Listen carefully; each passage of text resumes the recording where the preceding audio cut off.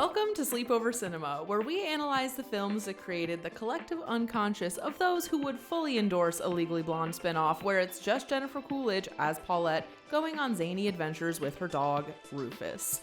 I'm Hannah Leach. And I'm Audrey Leach. We are the sister filmmaking duo also known as Two Pink Pictures, and we have not stopped thinking about these movies since we first saw them. We're going to explore the good, the bad, and the nonsensical of the movies that first inspired our love for film, in an attempt to answer the question, are these movies actually good? And at the end of the day, do we really care if they are? Today, we are talking about 2001's Legally Blonde. If I'm gonna be a senator, I need someone serious. I'm seriously in love with you. I love you. Liar! This is the type of girl that Warner wants to marry. A law student. Going to Harvard is the only way I'm gonna get the love of my life back. For my admissions essay, Action. I'm gonna tell all of you why I'm gonna make an amazing lawyer. I feel comfortable using legal jargon in everyday life. I object. Her list of extracurricular activities is impressive. She was in a Ricky Martin video. Aren't we always looking for diversity? Welcome to Harvard. Don't be scared. Everyone will love you. Elle? I'm sorry, are you here to see me? I go here. You got into Harvard Law? What, like it's hard? I got a PhD from Berkeley. MBA from Wharton. I've been deworming orphans in Somalia. 2 weeks ago, I saw Cameron Diaz at Fred Siegel, and I talked her out of buying this truly heinous Angora sweater. Malibu Barbie lives. I've come to join your study group. Our group is full. Oh, is this like an RSVP thing? No, it's like a smart people thing. I give it 2 more weeks. What is this? We're betting to see how much longer you're gonna last. You're not smart enough, sweetie. I'll show you how valuable Elle Woods can be. MGM Pictures presents. Do you have a resume? It's pink. And it's scented. I think it gives it a little something extra. A comedy about knowing who you are. You think she just woke up one morning and said, I think I'll go to law school today? And showing what you've got. We're defending Brooke Window. You can buy her exercise tips on infomercials. Wait! Exercise gives you endorphins. Endorphins make you happy. Happy people just don't shoot their husbands. You're fired. What? I have new representation. Reese Witherspoon. Do you remember when we spent those 4 amazing hours in the hot tub after winter formal? This is so much better than that! Legally Blonde. This is a big movie. This is one of the ones that for a while we were like, I don't know if we'll ever do this one. But as we will discuss, our mom very intentionally showed us this movie at one point. So, Or rather, unintentionally, but we both remember watching it for the first time with her. So we thought that it would be a good movie to talk about with her. And there's so much to say that this is, in fact, a 2-part episode. So you're going to have to listen to both if you want the entire Sleepover Cinema Legally Blonde experience. And I mean, duh, you want that, right? How could you not want that whole thing? So, yeah, you get 2 episodes. So we're just going to go right into the facts that I collected this time. So now I'm the Legally Blonde expert. Yes, she is. Okay, so Legally Blonde was released on July 13th, 2001. It was directed by Robert Luketic, who hasn't directed a ton, but he directed The Ugly Truth, Killers, and Paranoia, and Legally Blonde. That's what he's most known for. Do you know those? The Ugly Truth and Killers are those classic couple 2010s movies with the white backgrounds. Yes, where they're just like... They're like leaning up against each other on the Yes. poster. Yeah. Yeah, so clearly he got into that genre. I could make a whole Letterboxd list that is only, I'm sure somebody's already done that, but of movies that just have those kinds of covers. Yes. They're very funny. I think of Hitch with Will Smith too. There's a ton of them. Yeah. And it was produced by Mark Platt and 4 other seemingly random men.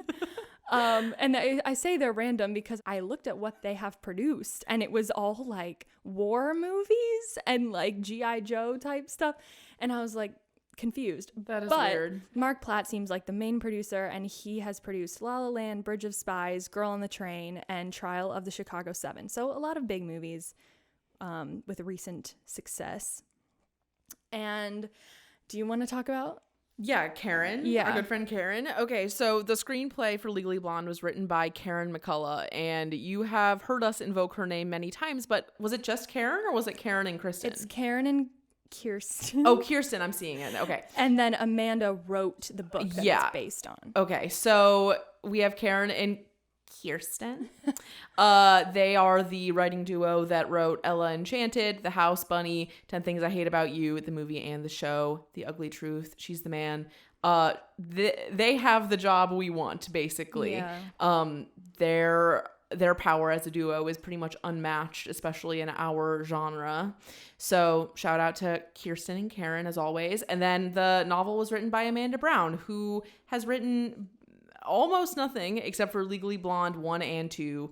And she wrote the book of Legally Blonde. Important to mention that Karen and Kirsten are set to write the screenplay for a Spice Girls movie that is upcoming and Legally Blonde 3 that is upcoming. Good for them. And it is with Reese. As they should. Yeah, so I'm kind of like, I don't know that it'll be very good, but I am intrigued. Yes. The plot synopsis is as follows. Elle Woods has it all. She wants nothing more than to be Mrs. Warner Huntington III, but there is one thing stopping him from proposing. She is too blonde. Elle rallies all of her resources and gets into Harvard, determined to win him back. That's an interestingly written plot synopsis. Yeah, it was like, I checked multiple sources and they all had the same one, and I was like, that's what? weird. Yeah, it was strange. Okay, so there's our plot synopsis, but you have to do taglines. That's your thing. I mean, it's wrong if you're not the one doing the taglines. I found 4 taglines, and here they are. One is boldly going where no blonde has gone. I feel like it should say before, right? Yeah, boldly but they wanted to rhyme with blonde, probably. Yeah. Blondes do have more fun. Don't judge a book by its hair color, and believing in yourself never goes out of style. Wow. Those are pretty a little good. They're okay. They're cheesy, but the movie's cheesy, so it works. Yeah. And okay, this section here, we usually never give shout outs to like below the line crew people. We really should though. But we really should. Yeah. And these 5 here, I really wanted to give a shout out to. Please do. So this movie would be nothing without its casting. Yes. It's got some of the most perfect casting I've ever seen. Yes, I agree. And that is all due to Joseph Middleton. Shout out to him. Shout out to the music supervisor, Anita Camerata, because this soundtrack, I'm not even talking about the score. I'm talking about the soundtrack, the pre-existing songs, like Perfect Day and like just every... Perfect Day is used with like musical theater like intensity, honestly. Yeah. And it's amazing. Yeah. Shout out to wardrobe Sophie Day Rakoff. What I learned about her is that she initially bonded with Reese Witherspoon over Dolly Parton, and that's how they like started their you know that relationship. Reese is like a Tennessee gal too, Yeah. so makes sense. Yeah. Shout out to hair and makeup, Jenny King Turco, who did the makeup, and Linda Arnold, who did the hair, because The hair is so important in this movie and it looks the so good. blowouts, Yeah. It's like these perfect loose curl type situations. Yes. I texted Audrey that the hairdos are white excellence in this movie. Yeah, they are. It's true. It's true. If you look up a picture of Linda Arnold, it makes complete sense. She's got this like big hair. Really nice blown out hair. And then finally, I think the editing is really good in this movie, and that is Anita Brandt Burgoyne, who also edited Good Burger, the movie. Good to know. She hasn't done a ton, but wow. She does do a good job though. Yep. Okay. So the cast of this movie, as Audrey already said, the casting is everything. And it is what makes this movie so memorable, and like it lessens the cheapness that this movie could be like riddled with if it wasn't for such a good cast. Do you want to read this part about Reese Witherspoon though? Yes. So, I mean, we all know Reese Witherspoon, but she's known for Wild, Walk the Line, Big Little Lies, Little Fires Everywhere, Election, which was pretty much the only movie she had done where she was in a major role before this one. And Cruel Intentions. Yeah, and Cruel Intentions. I literally could not get through that movie. I tried to watch it with Una downstairs, and we got 20 minutes in, and we were like, "This is so uncomfortable. I can't do it." It's something. I watched it recently. We didn't know what we were in for when we started, so that's on us. But she is good in it though, and she's great in Election. And then I have this quote here about who auditioned for the role of Elle Woods. Charlize Theron, Gwyneth Paltrow, Alicia Silverstone, Katherine Heigl, Christina Applegate, Mila Jovovich, and Jennifer Love Hewitt were all considered for the lead role, but the director said he knew on page 5 of the script that he wanted Reese to play Elle. And then this quote is so shady. I read this and I was like, okay.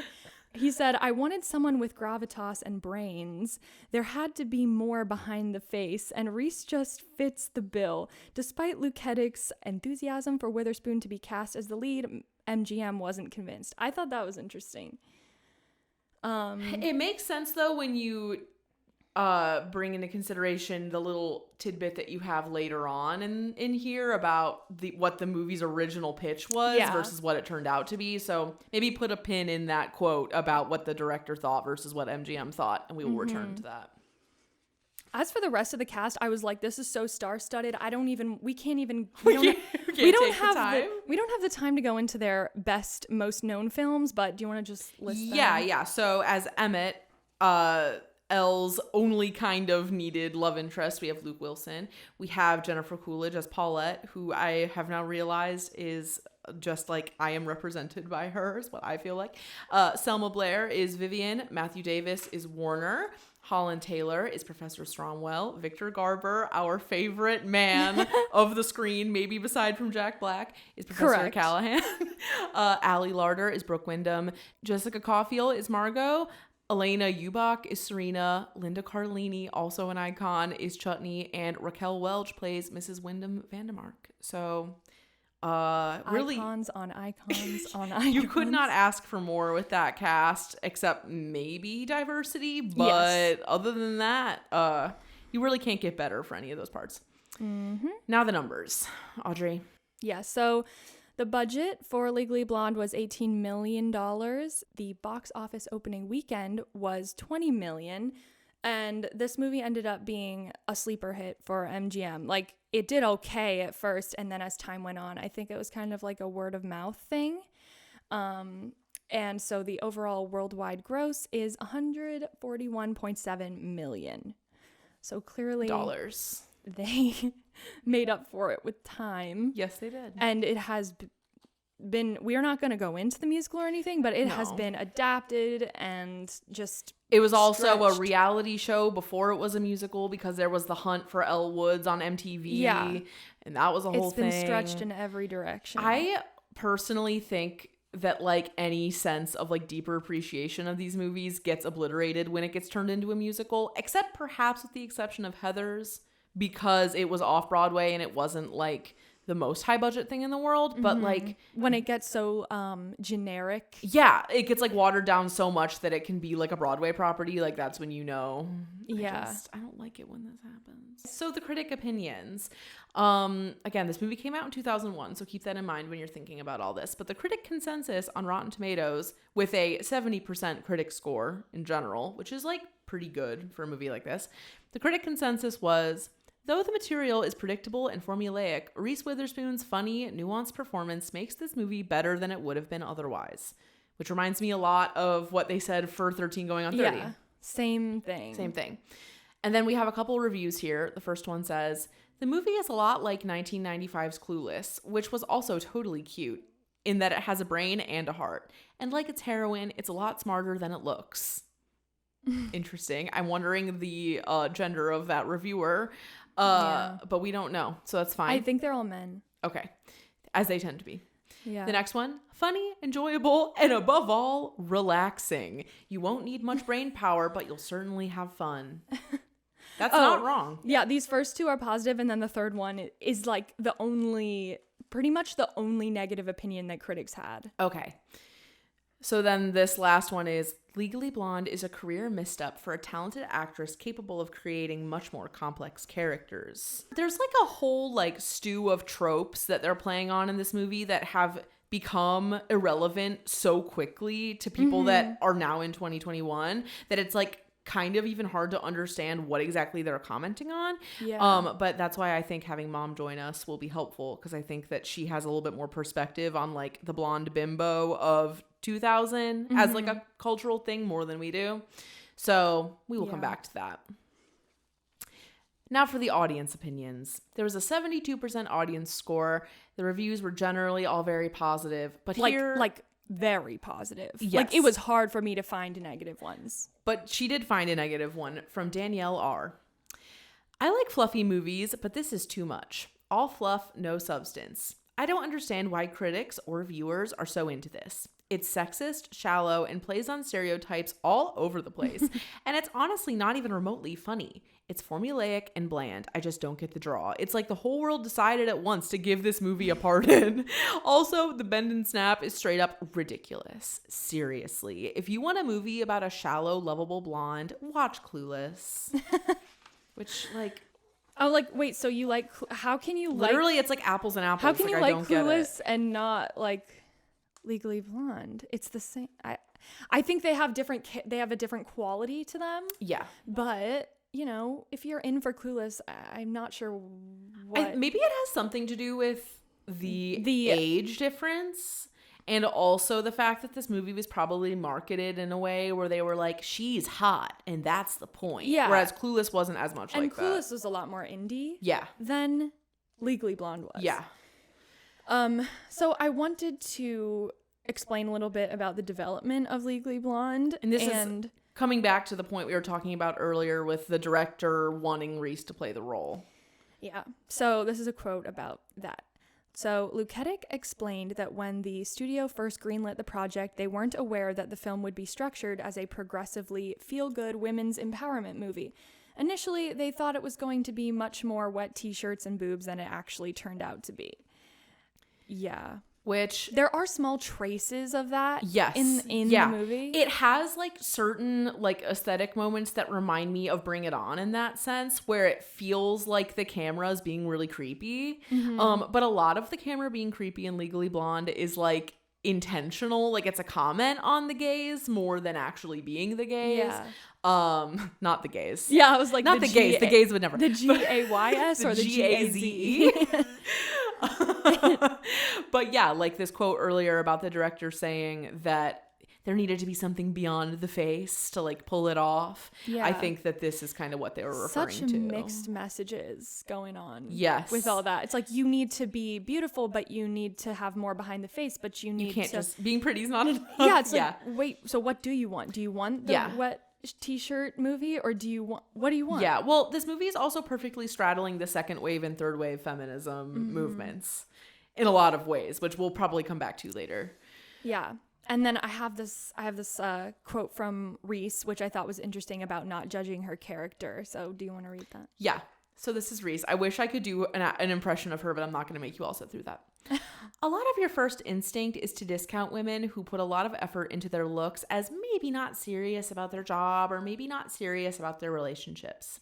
I think everyone naturally jumps to those conclusions. I was interested in exploring the difference between the way someone looks and how people perceive them and how they really are.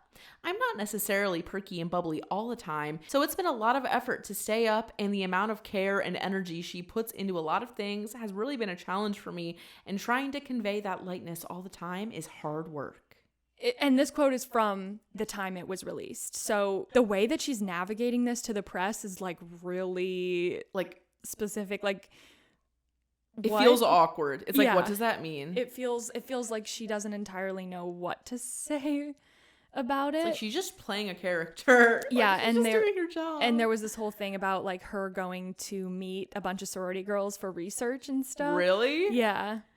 And ultimately deciding that like there's more to them essentially. Oh my god. And I was like, that's interesting. She must have not. Well, clearly she didn't go to college or anything. In the traditional way. Right. But yeah, that is really weird. Okay. Well, as for the gossip section, I just wrote movies. There's just other movies that came out in this time. So I would say that any movie that came out in 2001, more. is likely to have made a very big impact on us because Audrey would have been like 4 when it came out and I would have been 6. So movies that came out in 2001 that are relevant to us. Harry Potter and the Sorcerer's Stone, Shallow Hal. You already know why it's on this list because Jack Black is in it. Donnie Darko, the edgy movie that everyone wanted to watch in high school and middle school. Spirited Away, a classic. Shrek, enough said. Luck of the Irish. Weirdly, I've never seen Luck of the Irish, but I know it made a big impact. And Bridget Jones' Diary, which I also have never seen. I haven't either, which is crazy. We'll probably do that movie at some point.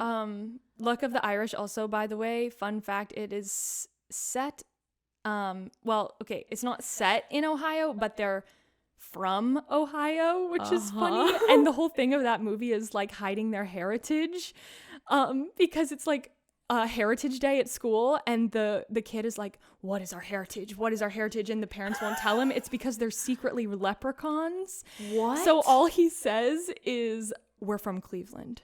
Really? Yeah. That's so funny. Yeah, it's They're super funny. Secretly leprechauns? Yeah. That's the plot? Uh-huh. That's kind of clever. Yeah. That's pretty good for a Disney Channel movie. It's pretty good. That's movie. weird. I've never seen it. Yeah. We'll have to watch it at some point. Okay, so we're about to take our movie viewing break. Well, really, you're about to take your movie viewing break because we watched it already. But we just want to talk about sort of like last time we watched this movie, initial impressions or associations with this movie. Audrey, would you like to go first? So I know that we watched it with our mom in the basement together, and I genuinely was too young for like 95% of the jokes. Like, seriously. Yeah. And I didn't even know, I was so young that I didn't even know like what would be considered a bad word or like anything. That was the classic Audrey thing. She would always say bad words and not know they were bad words until she said them, and it was so good. Yeah, so... And keep in mind, we were like 4th grade, 2nd grade, or like 5th grade, 3rd grade when we watched this. Should I say it now or should I wait? The story. You could say it. Yeah, so, you know, it's when Elle is sitting at the nail counter with Paulette, and Paulette's like, well, if a girl like you can't keep her man, can't hold down a man, then like there's no hope for the rest of us. And then she's like, steal the bastard back. That's what she says to Elle, and my like baby brain like decided to memorize that line for whatever reason. And then one time I said it to Hannah and my mom like in life, and I was so young, and everyone was like, what? We were in Florida. We were on vacation. I remember exactly where we were. This is also how Audrey found out that the F word was a bad word. Yeah. She said it one time. Because it was written on the sidewalk. It was written on a garage door. We had driven by a garage door that said fuck Bush on it. And Audrey asked out loud, what does fuck Bush mean? That's how you know it was like 2002 or something. Yeah. But yeah, so this is a good example of a movie that would lead Audrey to accidentally say embarrassing things in public. Yeah. It wasn't public. Not in public, but Thank out God. loud. Out Yeah. loud, not just in her head, I guess. For me, I remember that when I watched this movie, like, I was aware that it was a big movie. Like, it was very famous. Like, everyone knew what it was. You must have asked. No, I think that Mom, like, asked if we wanted to watch it. We'll get into that when she joins us momentarily. But I remember in the whole opening where it's like you don't see her, you just see her like getting ready, or like the campus of the college. I remember being like so excited to see who Elle was. I was like, this is about to be that bitch. Like, I'm so excited to see her. And I also remember thinking that the hands running over the hair looked way older than Reese's I think hands it would was have been. like B-roll. I think it was like somebody else. Yeah, I always got that vibe for sure. Yeah. Also, about watching this movie, I specifically remember sitting on the futon in the basement. Me too. I remember that this movie was like one of the first instances of like lesbians that I remember. And when I hadn't watched it in a really long time before yesterday, and in my mind, Enid Wexler is like really weird. Like I thought that she was like a freak, and then she was just like an incredibly normal lesbian. Yeah. And I was like, wait, like, this movie definitely made me like kind of scared of lesbians, which was funny in retrospect. And I also it was just like completely unidentified to us. Yeah, at the time. totally. I mean, we knew like we had like Aunt Sue. That was like literally it in terms of like lesbians. I didn't know what a lesbian was. You didn't know what a lesbian was? No. I knew what a lesbian was. No, not at all. But I didn't know any. except for Aunt Sue. But anyway, and we didn't even really know her. We see her like once every 3 years, and it's like seeing a double rainbow or something. And then I also did not know what a Percocet was, and they talk about a Percocet in this Can't movie. you just take a Percocet? Yeah. I had no idea what I had that no was. clue what that was. Okay. There's much more for us to say, but we really haven't even gotten into the true meat of this yet. So we are gonna take our little break now. We're gonna get our mom strapped into her audio setup over here, and we'll be right back.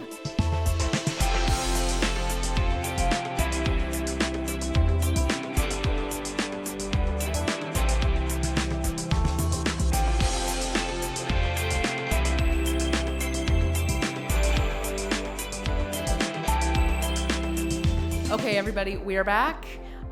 We hope that you just went and watched Legally Blonde, but all three of us did. All three of us being myself, Audrey, and our mom, Jennifer, who has been listening to every episode of Sleepover.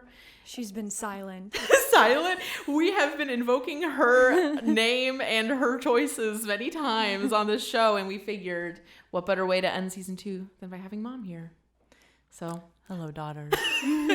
Mom, do you want to just say, like, because you're not just our mom, you're also a human being in the world. So do you want to just, like, share a little bit about yourself?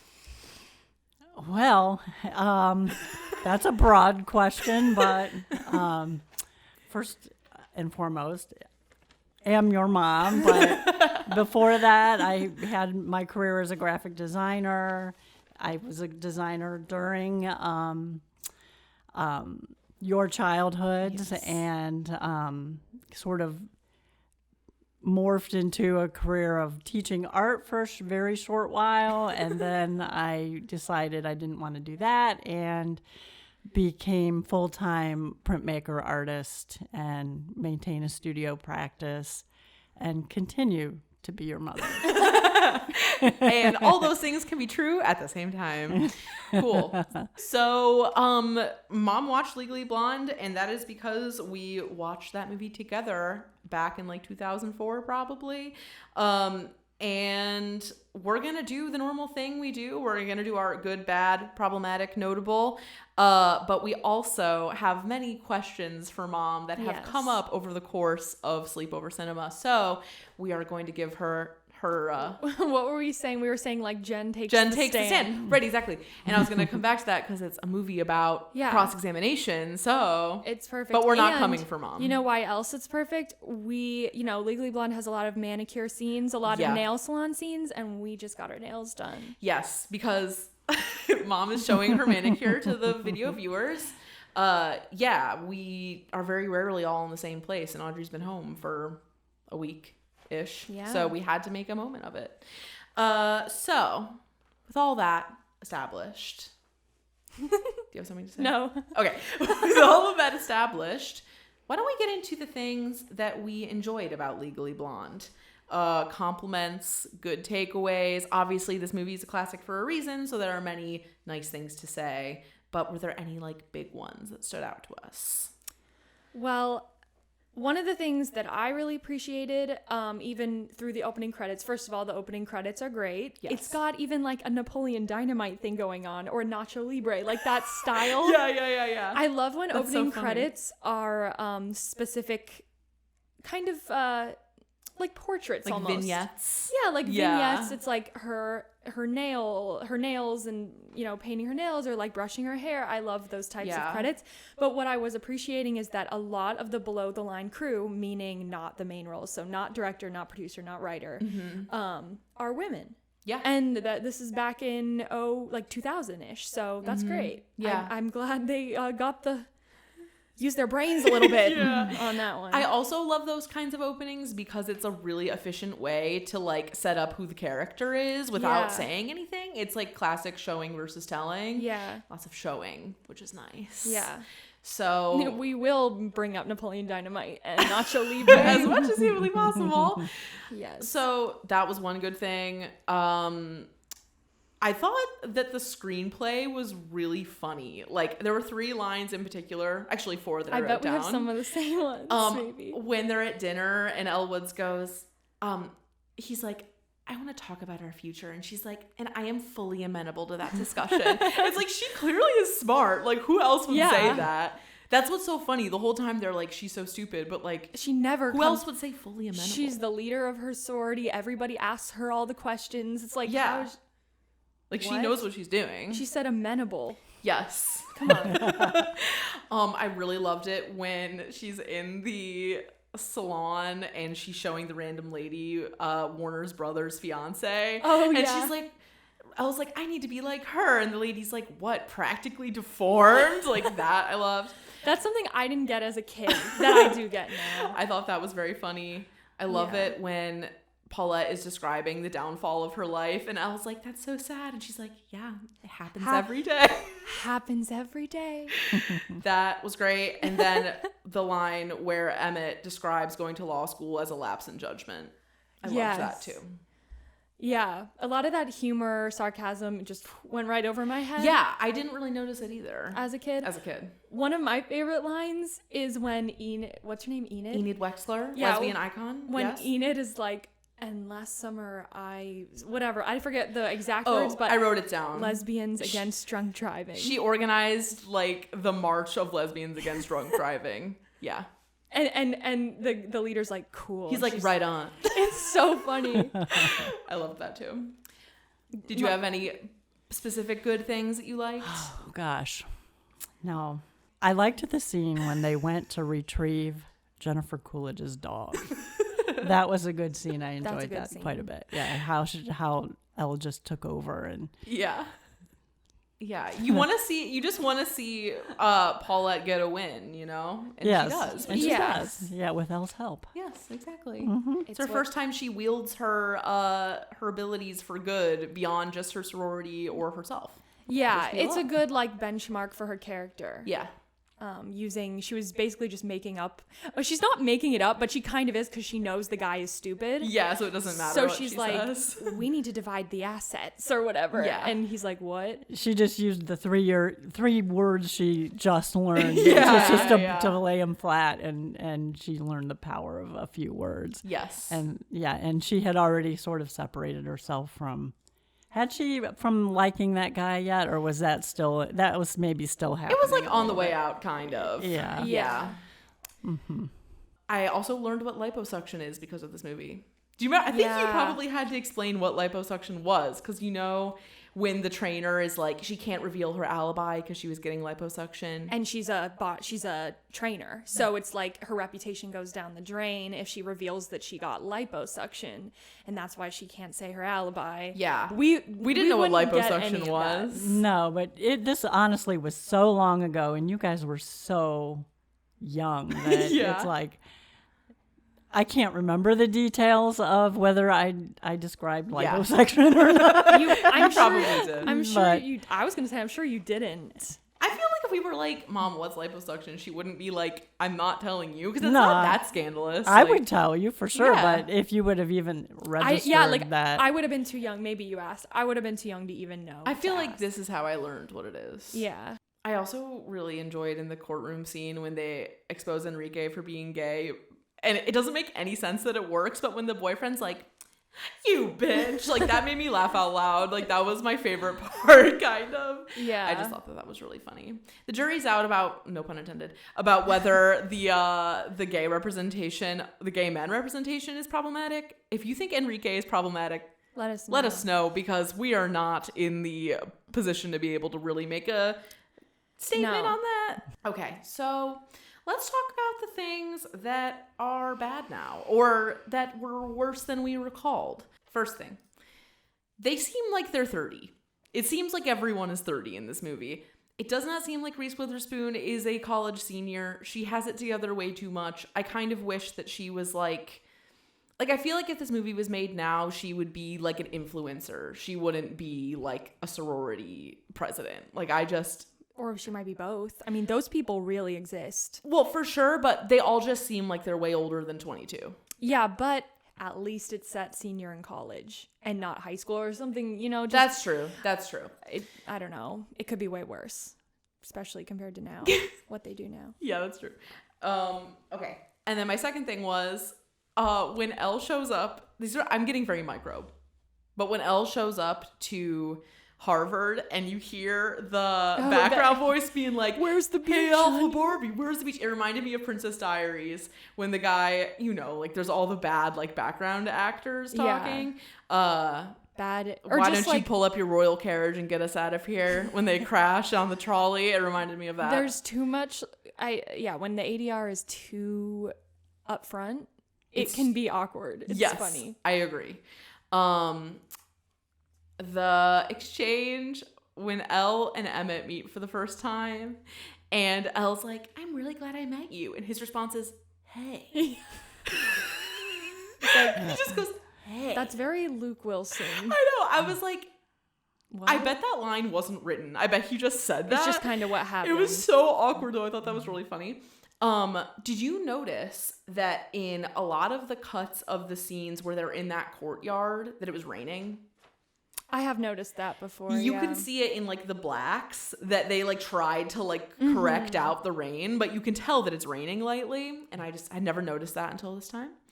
I forgot to mention, we had this movie in the minivan. Yeah. So we have seen this movie many times. We had the first and the second. We did. We had the sequel also in the van. I mean, I've probably seen it twice. Yeah. Once with you two and back then, and once now. Yeah, that makes sense.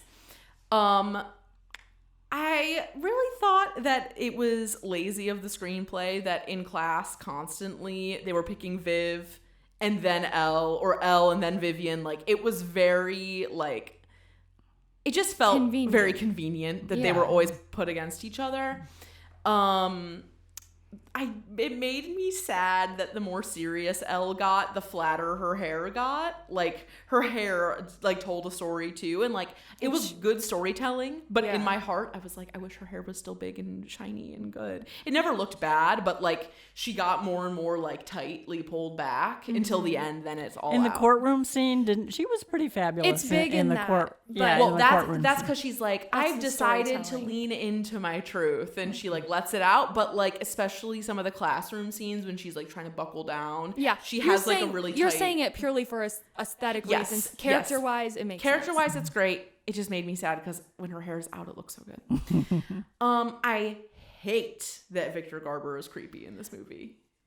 Hate that they made Victor be creepy. LOL. Yeah, we both wrote that down because we love him. Professor Callahan. He's in there's like a live action Annie from 1997. We love him in that. He's also Cinderella. He's the king in People Cinderella too. So he's like a very non-problematic like adult man. And like in real life. Yeah. He is a great person. Yes. Who is just always in great projects. Yeah. It's like, he has good taste because of that. Definitely. So we're sad that he's creepy in this movie. Yeah. I felt like the relationship with Emmett was really, really, really unnecessary. And I also hated that even with the rewritten ending, she still got proposed to. Even if it was just the like little like line written at the bottom, I was like, we don't need to know that. Like, I didn't think that was that good. It's like a last ditch effort for like marketing reasons, or like, for like certain sect of audience satisfaction reasons. It's not like they're the golden bow. Yeah. It's like, it's not enough of a golden bow that she like succeeded at college. Now or not college. It's the cherry on top of the golden bow. Yeah. And speaking of that, so every time I watch this movie, if you look, there's just something off about Reese Witherspoon's hair right after she wins the court scene. She's got a bizarre hairline. Yeah. And I was like, I have to figure out why this is. It's a wig. I was like, why is she wearing a wig for the parts after she wins the case? So I actually found the reason. And it's because the film originally had a different ending. And I have a quote here about them reshooting and all that. So the film originally ended at the courthouse right after Woods won the case, with Elle on the courthouse. Sorry, it's just funny that they're calling her Woods. Elle on the courthouse steps, sharing a victory kiss with Emmett, then cutting 1 year into the future to her and a now blonde Vivian starting their own blonde legal defense club at law school. After test audiences revealed they didn't like this ending, McCullough, Lutz, and Smith consulted with Luketic, the director, and other members of the production team while still in the lobby of the movie theater, and they all agreed a new conclusion was necessary. It was just kind of a weak ending, explained screenwriter McCullough. The kiss didn't feel right because it's not a rom-com. It wasn't about their relationship. So test audiences were saying, we want to see what happens. We want to see her succeed. So that's why we rewrote for Graduation. Well, I'm glad the test audience was smart. Yeah. Because that ending sounds horrible. Yeah. Yeah, and this ending, the ending that is there now, is a much better ending than this. I agree. I also think that Vivian being blonde and them starting a blonde It's the wrong thing, message. Well, yes, and it also feels like they're leaning a little bit too hard into blonde as like a legitimately discriminated against identity. Yeah. You know, like it's just like a bit much. Yeah, and that's in my Your notes here? notes. Okay. Do you have any other bad things? Not bad, but a question. Okay. So I was thinking about the title of this movie. Oh, that was one of mine. Is that something that you were going to discuss? Let's talk about it because I want to hear what you have to say. Well, I was just wondering, why is it called Legally Blonde? What does that even mean? And the only thing I can think of is it's naturally blonde. Well, play on I that, thought of or legally It's legally blind. Okay. Well, this is the only like figure of speech that it actually like plays off of is legally blind, and I'm like, is it like an ableist joke? what?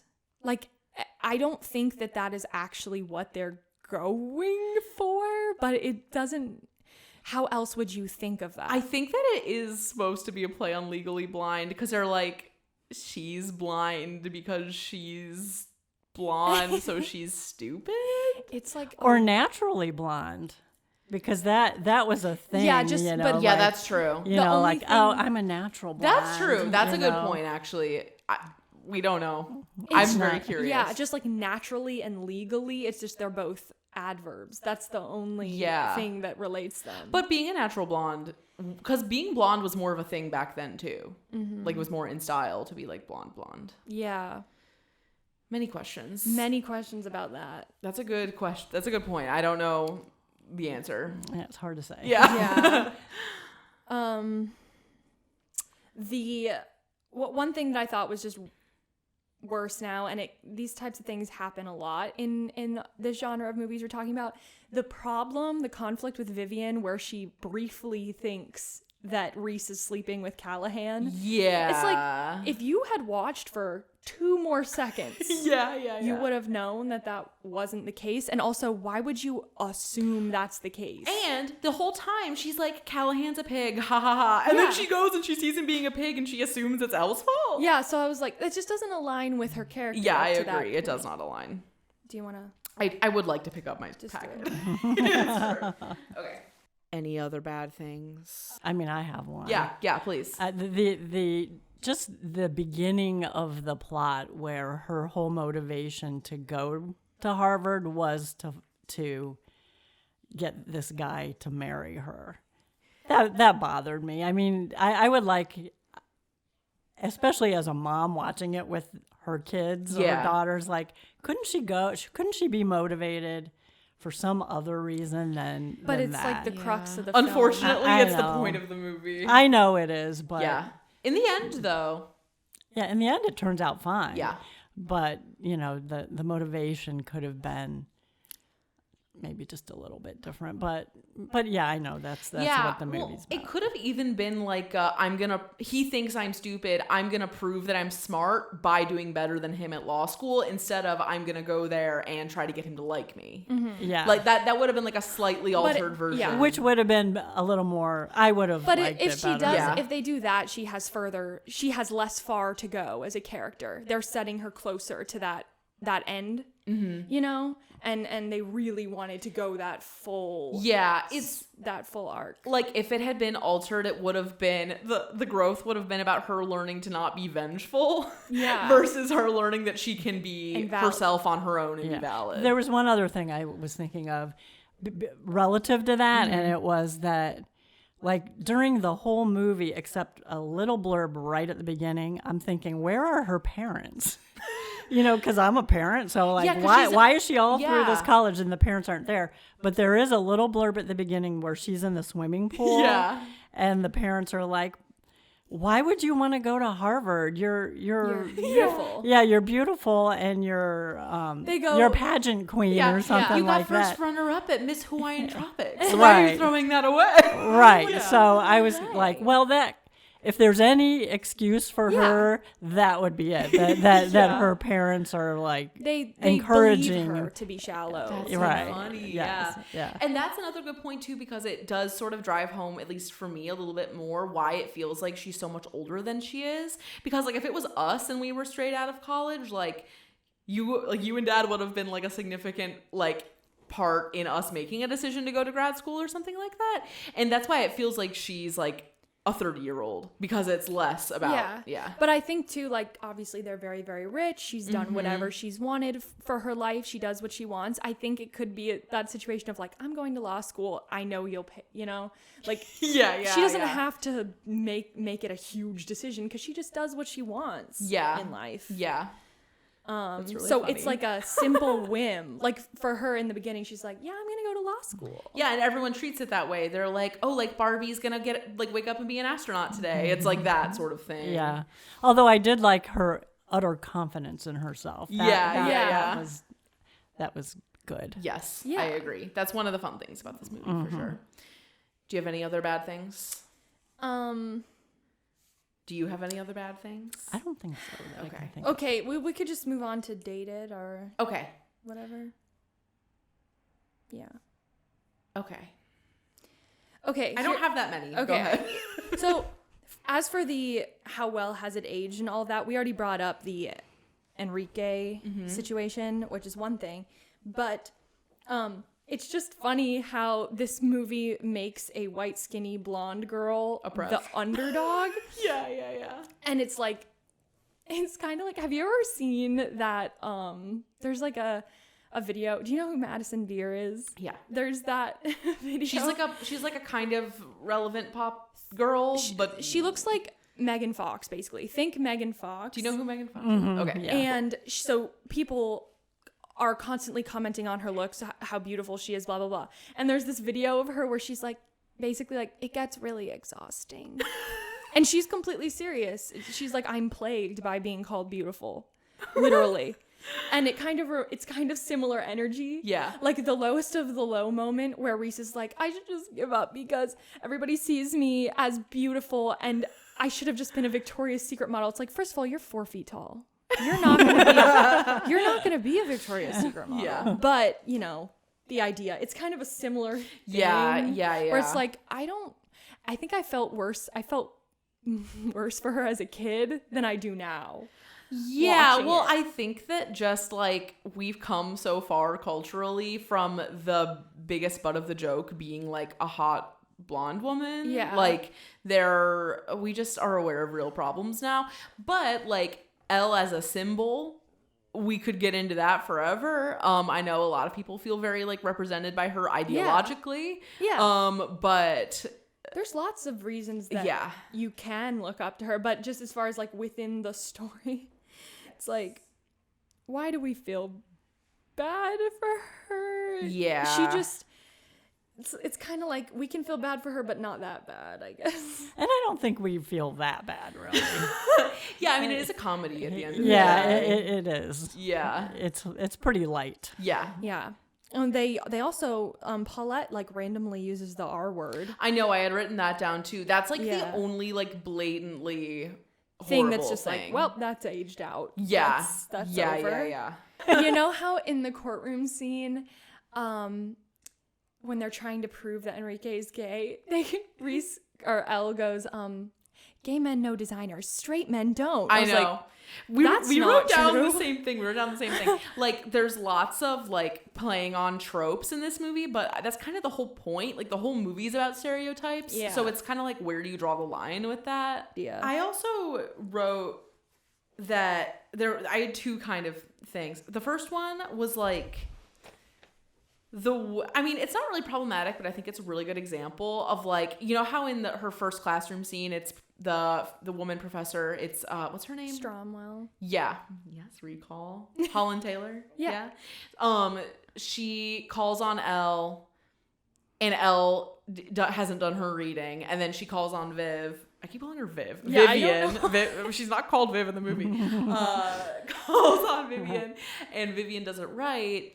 And it kind of reminded me of like in-group cringe as a concept. Yeah. Like, you know, it's like if you are in a male-dominated field and there's like two other women there and one of the women messes up or looks stupid, like you feel secondhand responsible for their mistake because it like their mistake reflects on you as a person. Like, yeah, for any like marginalized group in an environment, it's like you feel like you have to take responsibility because you're like the model for everyone else who's a minority. Mm-hmm. So I thought of that, and then at the end I just felt like so you know how at the very end Emmett ends up like agreeing to be the lawyer that will supervise Elle being the lawyer for Brooke. And basically the only reason why that works is because Elle like basically threatens to expose Callahan for being a creep in front of everyone. But here's my thing is, who would believe her? Why would it matter? Well, like, men are not held accountable like that. It doesn't matter if everyone believes. It only matters if he thinks that he would get canceled. Well, right. Basically. But what I'm saying is like he wouldn't have gotten canceled. Like I feel like that's like